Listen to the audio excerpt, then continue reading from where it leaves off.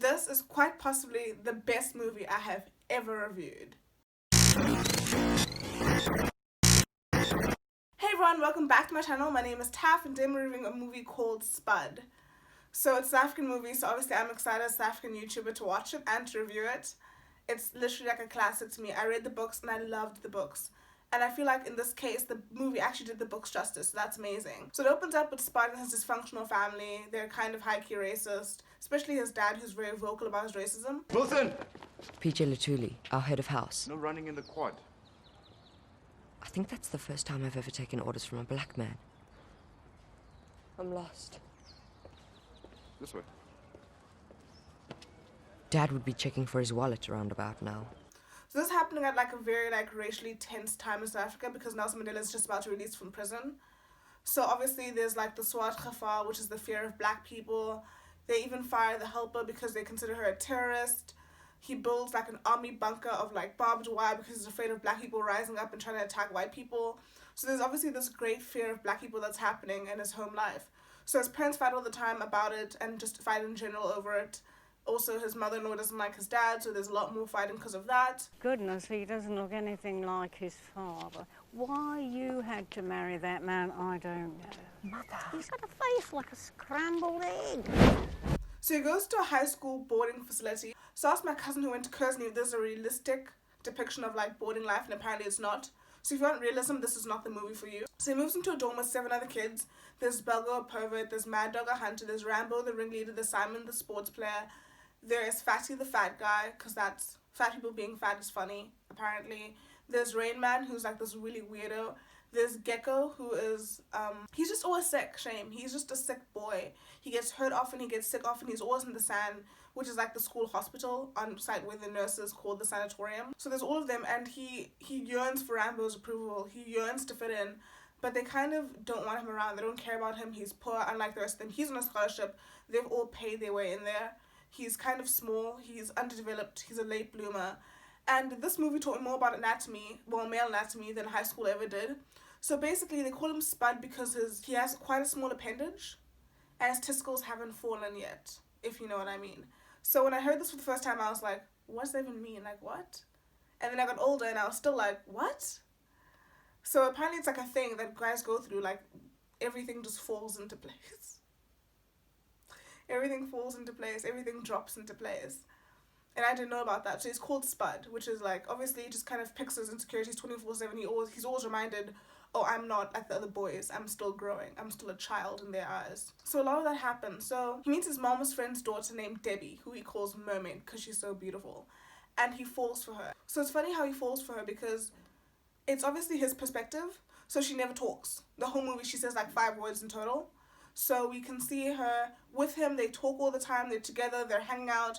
She initiates all of the physical movements, so she's the one who holds his hand, she's the one who tries to kiss him, she's the one who tries to go places with him.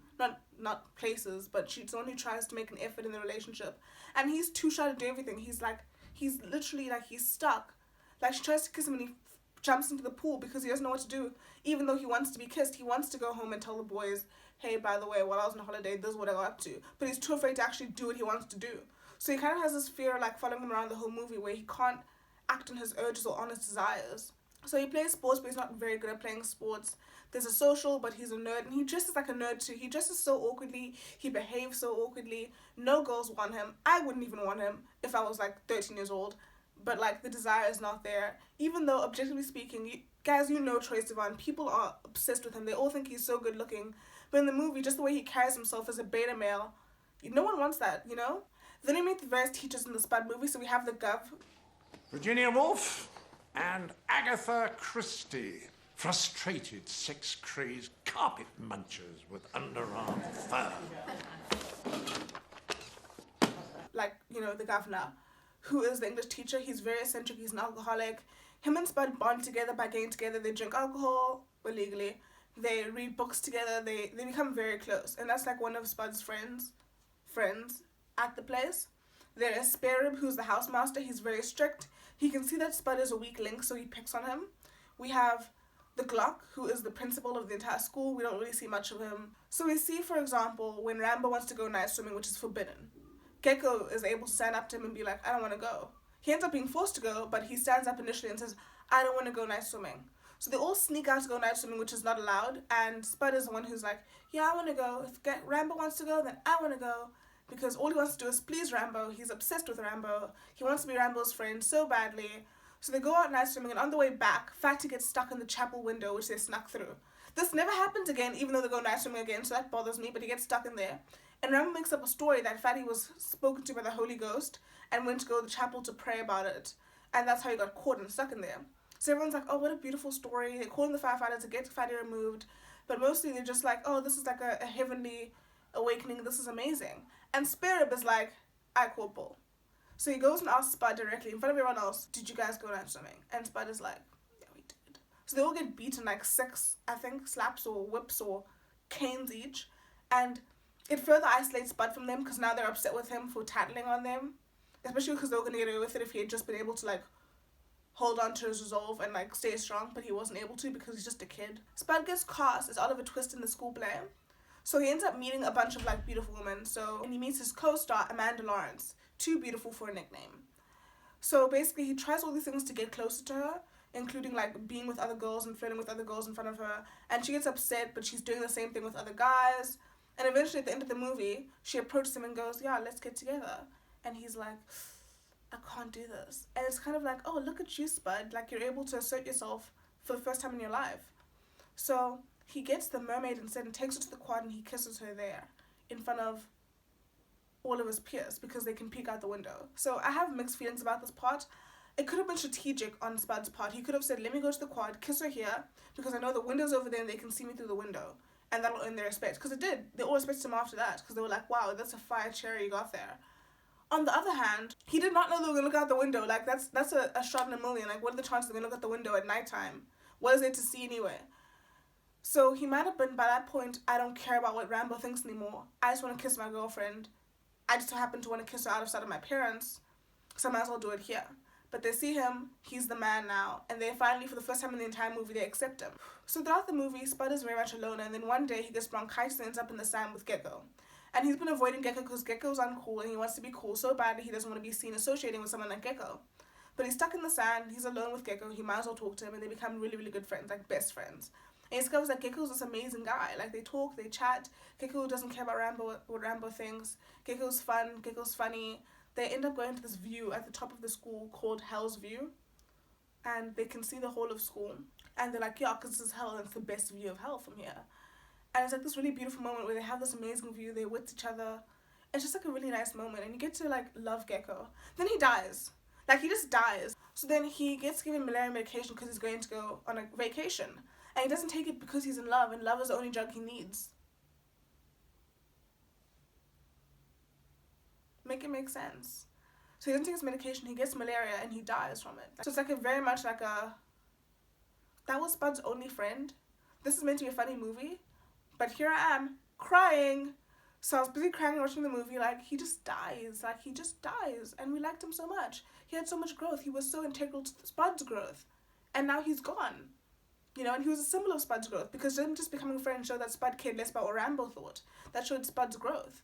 So that was very, very sad. And then there's some very serious, intense moments in the movie that are played off for laughs because of Spud's perspective. So Spud is a little child, and to him, certain things that happen seem normal or okay, even though they're not okay. So as adults, we can watch the show and be like, that's not appropriate, that's not okay.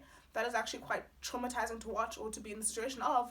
But because he's a kid, he thinks everything is normal. So on his birthday, everyone like bullies people on their birthday. So everyone gets like a prank played on them. So we don't really see the prank played on Rambo or like more popular guys. We see them bullying Gecko and Spud gets involved. We see them bullying Spud, but Gecko does not get involved. So with Spud, they take him to the bathroom, they get black shoe polish and they polish his appendage or his Spud, which is sexual assault, is incredibly painful, is dangerous because how can you wash that off? There's so many things wrong with that scene, and you can see like his face is like absolute agony, and watching it is painful to watch, and it just gets played off. Like it's never brought up again. It doesn't bother him. He's not traumatized. You know, we all get pranks played us on our birthday, you know? And then what makes it even worse, if we keep going on, there's a child being raped by a teacher. But because the child is Rambo, and the teacher is Eve, who's Sparrow's wife, and Eve is seen as this like video vixen, femme fatale, everyone is obsessed with her, everyone lusts after her. Everyone's like, you go Rambo, like you really made it. Like, you're so lucky. And all I can think about is how, one, she's married, but two, Rambo's like 13 years old, 13, 14 max. That's a child. That's like, I look at 13-year-old boys and I literally want to like wrap them up in like blanket and like give them a bottle. That's how young they seem to me. So the fact that the grown adult is fine with having sex with a child really rubs me the wrong way. Because it's from Spud's perspective, it's seen as like, okay, cool, Rambo's just that cool. He can get with anyone, including someone else's wife, including Eve of all people. So that really gets to me.